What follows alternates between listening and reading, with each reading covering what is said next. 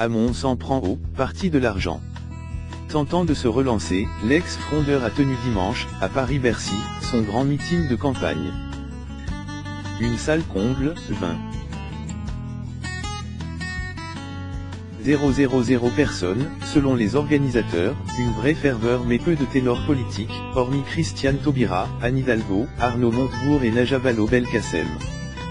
3 jours après la présentation de son projet, Benoît Hamon a tenté de se relancer, dimanche, par une démonstration de force militante, selon un de ses proches. Il tenait son grand meeting de campagne à Paris-Bercy. À l'endroit même où François Hollande avait galvanisé ses troupes dans l'entre-deux tours de la présidentielle de 2012. Difficile, pourtant, de faire un parallèle entre les deux moments.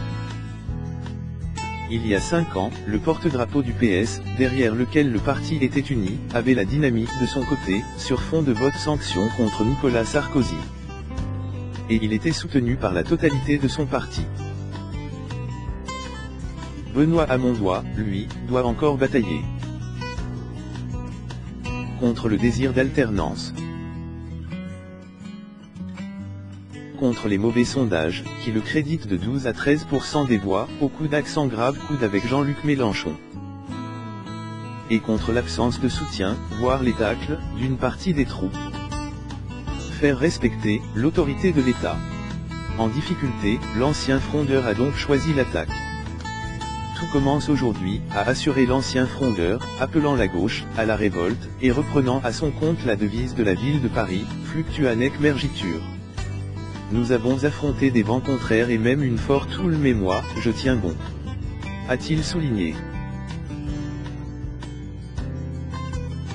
Soucieux de peaufiner une stature présidentielle qui lui fait encore défaut, Benoît Hamon a insisté sur les questions régaliennes, a juré de faire respecter l'autorité de l'État, a dit s'être préparé, sérieusement, aux responsabilités et à célébrer la France, une idée plus grande que chacun d'entre nous. Son intervention, plus construite qu'à l'accoutumée, il l'a entamée en soulignant l'ampleur des défis et de la gravité des temps, avec une minute de silence aux victimes du terrorisme et un hommage aux militaires de l'opération Sentinelle.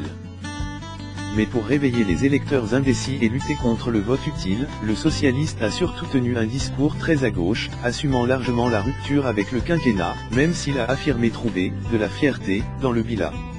Rempart contre le parti de l'argent. Se posant dans la droite ligne des acquis et des révoltes de la gauche, c'est tout ce que je suis. C'est ma vie. Benoît Hamon a défendu sa vision d'un futur désirable, et dit vouloir casser la machine à désespérer, avec plus de justice, d'écologie, de fraternité. Il s'est surtout posé en rempart contre le parti de l'argent, qui, a-t-il glissé, dans une allusion à la tirade de François Hollande au Bourget contre la finance en 2012, a plusieurs noms, plusieurs visages et même plusieurs partis. Emmanuel Macron est mis dans le même sac que François Fillon. Je ne crois pas que la France soit une entreprise et que les Français rêvent d'en être les actionnaires, a glissé le porte-drapeau du PS, opposant son sens de l'État à leur sens des affaires. Vous êtes chômeur, créez votre entreprise. Vous êtes pauvre, devenez milliardaire. A-t-il moqué.